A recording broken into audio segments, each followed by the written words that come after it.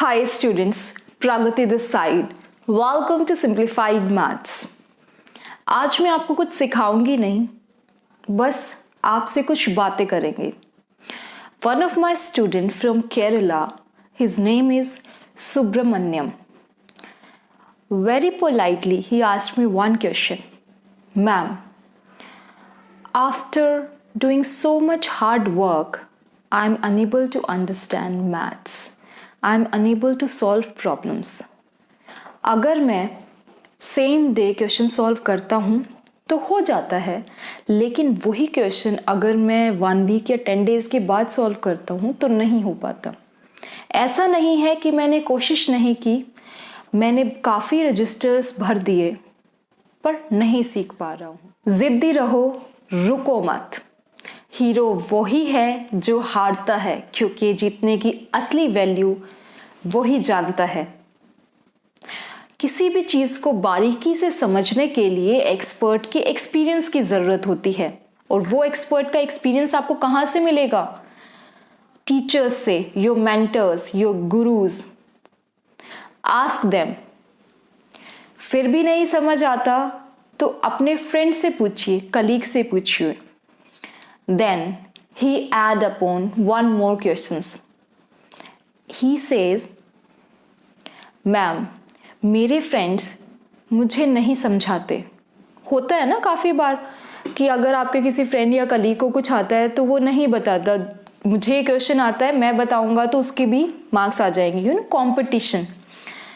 पर आपको एक चीज़ मैं बता दूं, कोई भी चीज़ आप बुक में से पढ़ते हैं या कहीं से भी पढ़ते हैं, वो चीज़ उतने अच्छे से तब समझ नहीं आती, बल्कि तब समझ आती है जब आप किसी को पढ़ाते हैं, किसी को समझाते हैं, आपके कंसेप्ट ज़्यादा क्लियर होते हैं.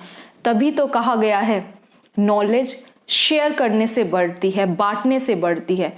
तो उसे नॉलेज को ना अपने घर तक बंद मत रखो, उसको शेयर करो. तो उन लोगों के लिए जो ये सोचते हैं कि हम अगर अपने फ्रेंड्स, अपने कलीग्स को बता देंगे, समझा देंगे तो उसके अच्छे मार्क्स आ जाएंगे, इस डर से नहीं बताते हैं. मेरे साथ भी हो चुका है ऐसा. नहीं बताते लोग ताकि इसके ज़्यादा अच्छे मार्क्स ना आ जाए, है ना. कंपटीशन होता है, आई अंडरस्टैंड. पर अगर आप जितना नॉलेज को शेयर करोगे ना, आपके कंसेप्ट्स उतने क्लियर होंगे. और रही बात मार्क्स की, तो आप जितना शेयर करोगे उतने कंसेप्ट्स इंक्रीज होंगे और उतने मार्क्स इंक्रीज होंगे.